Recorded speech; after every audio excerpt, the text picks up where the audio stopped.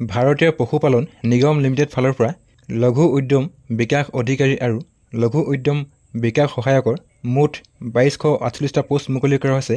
Interested আৰু eligible কেণ্ডিডেটবোৰে এই পোষ্টবোৰৰ কাৰণে 5 ডিচেম্বৰ ভিতৰত অনলাইন এপ্লাই কৰিব লাগিব। নমস্কাৰ বন্ধুসকল, স্বাগতম জনাইছোঁ আপোনালোকক এটা নতুন ভিডিঅ'লৈ। আজিৰ ভিডিঅ'ত এই পোষ্টবোৰৰ কাৰণে কেনেকৈ আপোনালোকে এপ্লাই কৰিব কাৰণে আপোনালোকক মিনিমাম কোৱালিফিকেশ্যন কিমান হ'ব লাগিব বা আপোনালোকে চেলাৰী কিমান পাব, সকলো A to Z এই ভিডিঅ'ত কৰিম।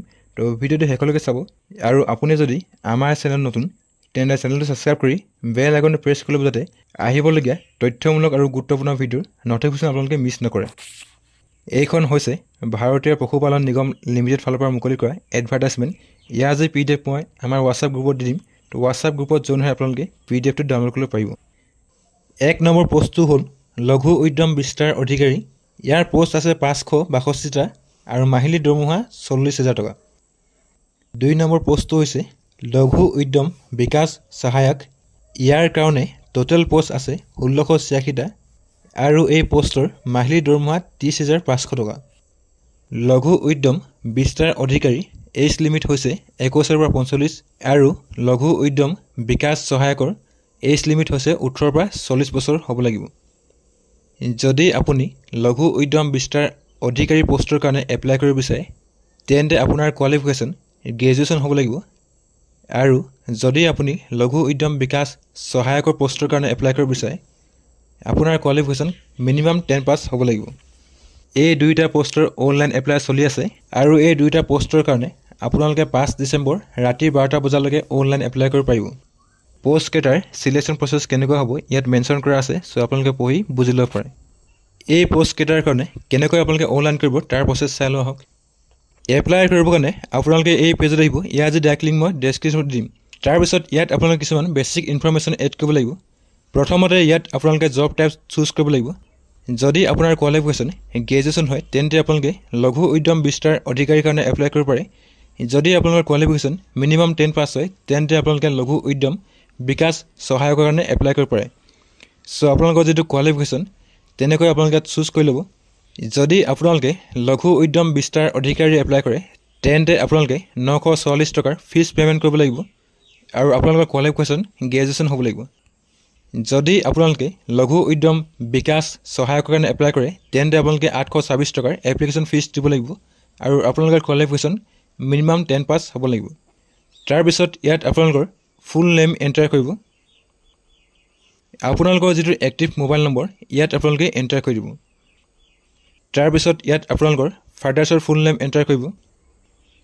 ফাদাৰ্ছৰ ফুল নেম এণ্টাৰ কৰি ইয়াত আপোনালোকে ফাদাৰ্ছৰ মোবাইল নম্বৰ এণ্টাৰ কৰিব। ডেট অফ বাৰ্থত আপোনালোকৰ ক্লাছ 10ৰ এডমিট কাৰ্ডত যেনেকৈ ডেট অফ বাৰ্থ আছে ইয়াত আপোনালোকে ডে, মন্থ আৰু ইয়াৰত এণ্টাৰ কৰি দিব। তাৰপিছত আপোনালোকৰ এটা এক্টিভ ইমেইল ID ইয়াত এণ্টাৰ কৰি দিব। এড্ৰেছ বক্সত আপোনালোকৰ আধাৰ কাৰ্ডত যিটো এড্ৰেছ আছে তেনেকৈ ইয়াত আপোনালোকে এড্ৰেছটো ভৰাই দিব। তাৰপিছত ষ্টেট আছাম ছিলেক্ট কৰি আপোনালোকৰ যিখন হোম ডিষ্ট্ৰিক্ট লিষ্টৰ পৰা আপোনালোকে ছিলেক্ট কৰি ল'ব। তাৰপিছত ইয়াত আপোনালোকৰ তহচিল বা মৌজাদাৰ এণ্টাৰ কৰিব। আপোনালোকৰ যিটো গ্ৰাম পঞ্চায়ত লিষ্টৰ পৰা আপোনালোকে ছিলেক্ট কৰি আপোনালোকৰ যিটো এৰিয়াৰ পিনক'ড ইয়াত এণ্টাৰ কৰি দিব। তাৰপিছত ইয়াত আপোনালোকৰ এখন পাছপৰ্ট চাইজ ফটো আৰু এটা ছিগনেচাৰ আপলোড কৰিব লাগিব। পাছপৰ্ট চাইজ ফটোৰ আপোনালোকৰ মেক্সিমাম 100 KB হ'ব লাগিব আৰু ছিগনেচাৰ চাইজ মেক্সিমাম 50 KB হ'ব লাগিব। চ' ইয়াত আপোনালোকৰ ফটো আৰু ছিগনেচাৰ আপলোড কৰি টাৰ্মছ এণ্ড কণ্ডিশ্যন একচেপ্ট কৰিব আৰু নেক্সট বটনত ক্লিক কৰিব। এপ্লিকেশ্যন ছাবমিট কৰাৰ আগতে আপোনালোকৰ ডিটেইলছবোৰ ভালকৈ চাই ল'ব। যদি আপোনালোকৰ এপ্লিকেশ্যনত কিবা ভুল আছে তেন্তে আপোনালোকে এডিট বটনত ক্লিক কৰি এডিট কৰি ল'ব। এবাৰ ছাবমিট কৰাৰ পিছত আপোনালোকৰ এপ্লিকেশ্যনৰ ডিটেইলছ আপোনালোকে এডিট কৰিব নোৱাৰিব। যদি আপোনালোকৰ সকলো ডিটেইলছ ঠিকে আছে তেন্তে ছাবমিট বটনত ক্লিক কৰিব। আপোনালোকে যিটো ৰেজিষ্টাৰ্ড মোবাইল নম্বৰ দিছিলে তাতে এটা 4 ডিজিটৰ OTP আহিব। ইয়াত OTP এণ্টাৰ কৰি নেক্সট বটনত ক্লিক কৰিব। ইন কেছ যদি আপোনালোকৰ OTP নাহে তেন্তে ৰিচেণ্ট OTPত ক্লিক কৰিব। তাৰপিছত আপোনালোকৰ এপ্লিকেশ্যনৰ ফিজ পে'মেণ্ট গেটৱেটো খোল খাই আহিব। ইয়াত আপোনালোকৰ এপ্লিকেশ্যন ফিজ পে'মেণ্ট কৰিব লাগিব। পে'মেণ্ট কৰিবৰ কাৰণে আপোনালোকে ৰেজৰ পে' আৰু চাব পইচা দুটা গেটৱে পাব। যিকোনো এটা ইয়াত আপোনালোকে ছিলেক্ট কৰিব পাৰে। ইয়াত আপোনালোকে ৰেজৰ পে' ছিলেক্ট কৰি নেক্সট বটনত ক্লিক কৰিব।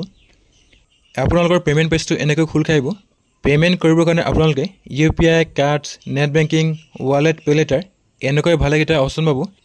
যদি আপোনালোকে UPI থ্ৰু দি পে'মেণ্ট কমপ্লিট কৰিব বিচাৰে তেন্তে শ্ব' QR ক'ডত ক্লিক কৰিব আৰু আপোনালোকৰ QR ক'ড জেনেৰেট হৈ আহিব। এইটো আপোনালোকে গুগল পে', ফোনপে', পে'টিএম বা এমাজন পে' যিকোনো এটা এপছৰ থ্ৰু দি স্কেন কৰি আপোনালোকৰ এপ্লিকেশ্যন ফিজ কমপ্লিট কৰিব।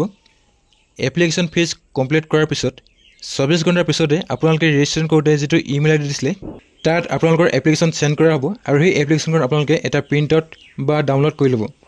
এনেকৈ আপোনালোকে ভাৰতীয় পশুপালন নিগম লিমিটেড ফালৰ পৰা মুকলি কৰা 2248টা পোষ্টৰ কাৰণে নিজৰ মোবাইলৰ পৰা অনলাইন এপ্লাই কৰিব পাৰে। আজিৰ ভিডিঅ'ত ইমানেই আছিল। যদি আপোনালোকে ভিডিঅ' চাই ভাল পালে তেন্তে ভিডিঅ'ত এটা লাইক কৰিব আৰু আপোনালোকৰ বন্ধুবৰ্গৰ লগত শ্বেয়াৰ কৰিব।